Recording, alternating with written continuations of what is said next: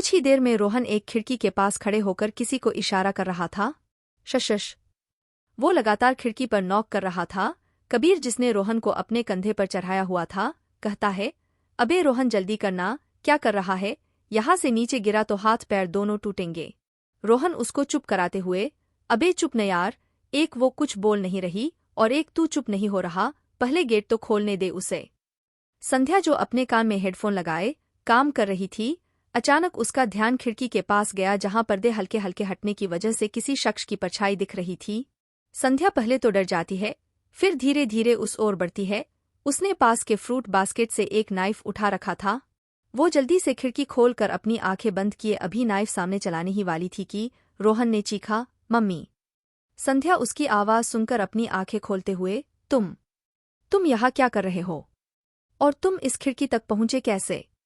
रोहन मुस्कुराते हुए, मैं यहाँ तुमसे मिलने आया था और मैं इस खिड़की तक। अभी वो कुछ कहता कि नीचे से कबीर ने आवाज दी, भाभी मेरी वजह से पहुंचा। संध्या आवाज सुनकर नीचे देखती है तो पाती है कि एक लड़का अपने कंधे पर रोहन को उठाए हुए है। रोहन, यह कौन है और तुम यहाँ क्या कर रहे हो? अभी रोहन कुछ कहता उससे पहले ही कबीर फिर बोला, भाभी मैं कबीर हूँ, रोहन के बचपन का दोस्त। आप जब रोहन से शादी करके आओगे तो हम अपनी अलग गैंग बनाएंगे और फिर इसे कुत्ते को बहुत सताएंगे, जैसा यह अभी मेरे साथ करता है। रोहन कबीर की बातों से इरिटेट होते हुए, हाँ तू कर ले पहले, तेरा बात करना ज्यादा इम्पोर्टेंट है, मेरा क्या है, मैं तो फ्री हूँ। संध्या उन दोनों की बातों से इरिटेट होकर रोहन से, रोहन यह सब क्या है? तुम उतरो नीचे, उसे तकलीफ हो रही होगी, और तुम यहाँ तक आए कैसे? बिल्कुल नहीं, मैं नहीं उतरने वाला। और मैं पहले वो पाइप चढ़कर इसे छज्जे पर आया और फिर कबीर के कंधे पर चढ़कर यहाँ पर तुम वो सब छोड़ो, पहले तुम इस शादी के लिए मना करो। मुझे तुमसे शादी नहीं करनी, इनफैक्ट मुझे अभी किसी से शादी नहीं करनी।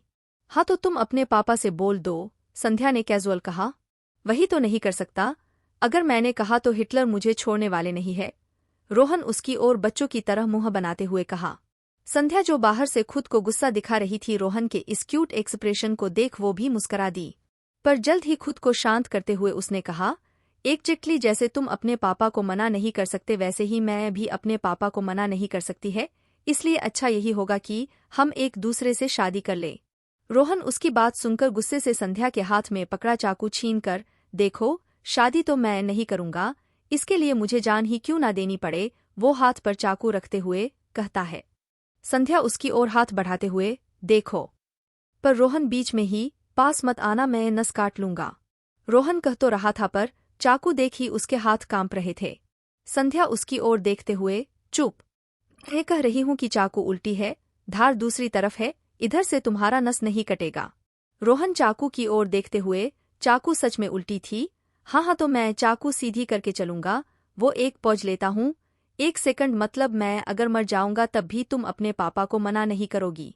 संध्या लापरवाही से, बिल्कुल नहीं, इनफैक्ट मेरे लिए तो अच्छा है कि तुम मर जाओगे। झूठा कंसर्न और दुख दिखाओगी और मेरे घरवाले कुछ दिनों के लिए मुझे शादी के लिए प्रेशराइज नहीं करेंगे, मेरे लिए तो यह फायदे का सौदा है। रोहन जल्दी से अपने हाथ का चाकू फेंकते हुए, जेडन ही, बिल्कुल नहीं, तुम्हारे लिए मैं क्यों मरूं, मैं सुसाइड नहीं करूंगा। ग्रेट, तो अब मेरी बात सुनो, संध्या ने गंभीर होते हुए कहा। रोहन उसकी खिड़की पर टेक लगाकर सर रखते हुए, यह तुम क्या कर रहे हो? संध्या ने क्यूरियसली पूछा। तुम्ही ने तो कहा, ध्यान से सुनो, रोहन ने पाउट बनाकर कहा। संध्या अपना हाथ अपने सर पर रखते हुए, डैड को पूरी दुनिया में मेरे लिए क्या यही नमूना मिला था? रोहन यह बात सुनते ही, हे, तुमने नमूना किसको बोला? तभी नीचे से आवाज आई, भाई अगर भाभी तुझसे बात कर रही है तो तुझे ही बोल रही होगी। रोहन गुस्से से नीचे देखते हुए, तुझे बड़ा समझ आ रहा है। कबीर उसके ऐसा कहने से एक हाथ अपने हाथ पर फेरते हुए, अरे अब तुझे तो पता ही है भाई कि मैं बचपन से कितना समझदार हूँ। संध्या, जो दोनों की गॉसिप सुन रही थी, उसने धीरे से कहा, राम मिलाई जोड़ी, एक अंधा एक कोढ़ी। वो रोहन की ओर देखते हुए, लुक रोहन, मैं खुद तुमसे शादी नहीं करना चाहती, पर पास्ट में मैंने कुछ ऐसा एक्सपीरियंस किया है कि मैं वो गलती दोबारा नहीं दोहरा सकती, अपने पापा को मना नहीं कर सकती।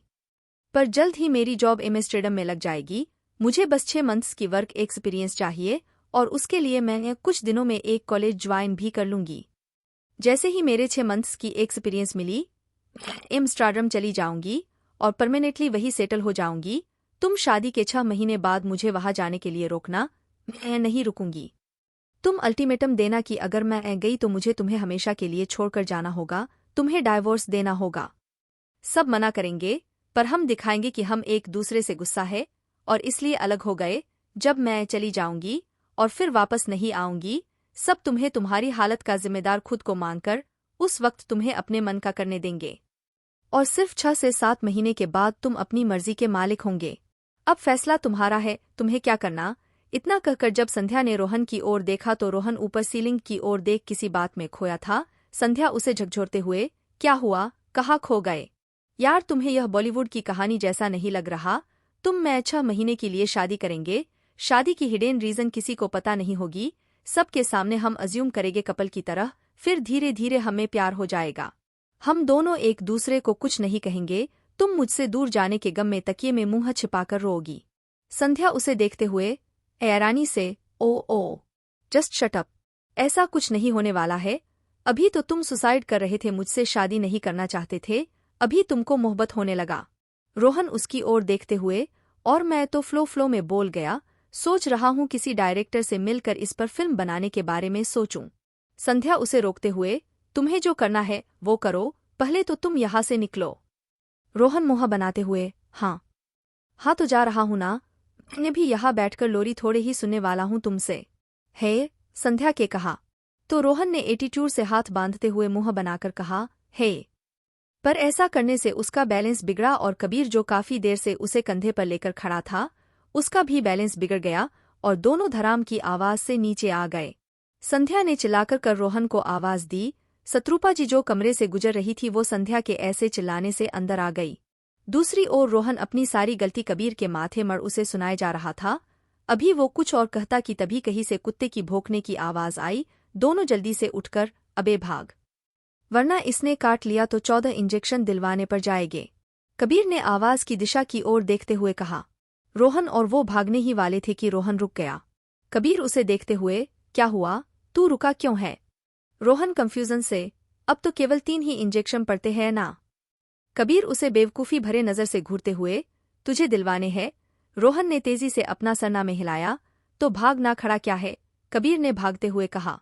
वही शत्रुपा जी के आने से संध्या थोड़ा अनकंफर्टेबल होकर उन्हें देखती हुई, शत्रुपा जी क्या हुआ, संध्या तू ऐसे क्यों चिल्लाई? संध्या बात बदलते हुए, वो माँ, हमें लगा कि हमारे कमरे में कोई झांक रहा है, इसलिए हमने चिल्ला दिया। शत्रुपा जी खिड़की की ओर बढ़ते हुए, अच्छा देखूं कौन है? संध्या उन्हें रोकती हुई, कोई नहीं माँ, शायद हमें कोई भ्रम हुआ था, आप थक गई होगी, आप जाइए हम भी सोने जाते हैं। शत्रुपा संध्या के गालों पर प्यार से हाथ फेरते हुए वहां से चली जाती है। संध्या उनके जाने के बाद एक ठंडी सांस भरते हुए, थैंक गॉड माँ ने नहीं देखा, वरना पता नहीं हमारे बारे में क्या सोचती। वो आगे, यह लड़का सच में पागल है, पता नहीं इसके साथ मेरे 6 महीने कैसे बीतेंगे। उसने नोटिस नहीं किया पर रोहन के बारे में सोचते हुए उसके चेहरे पर एक हल्की मुस्कान थी। दूसरी ओर कबीर और रोहन भागते हुए अग्निहोत्री मेंशन से बाहर निकलते हैं। वो दोनों एक जगह रुककर अपने दोनों हाथ घुटने पर रख हाफने लगते हैं। कबीर कुछ सोचते हुए, अबे साले मेरा तो समझ में आता है कि मुझे कुत्ते पसंद नहीं, पर तू तो डॉग लवर है और तेरे पास तो तेरा कुत्ता भी है, तो फिर तू क्यों भागा? रोहन उसे गुस्से से घूरते हुए, पहली बात तो वो कुत्ता नहीं, मेरे डॉगों का नाम बर्फी है, और कुत्तों को क्या पता कि तू डॉग लवर है या नहीं, वो तो अजंबी को देखकर भौंकेंगे ही, वरना वो डॉग क्यों होते? कबीर ने सोचते हुए, पॉइंट तो है। रोहन उसके बाजू को पकड़कर, अब चल हमें घर भी जाना है। तो क्या होगा आगे कहानी में? क्या दोनों परिवारों को पता चल पाएगा रोहन और संध्या की प्लानिंग का, और क्या सच में इनका रिश्ता बस 6 महीने का होगा? जानने के लिए पढ़ते रहिए ट्विस्टेड वेडिंग मेरे यानी AAS की कलम से। Dear listener, your cold reaction such a hurt me more. No likes, no comments. It is only to motivate me, and I really think am I upload new episode or not. So if you want to continue, please like, share and comment.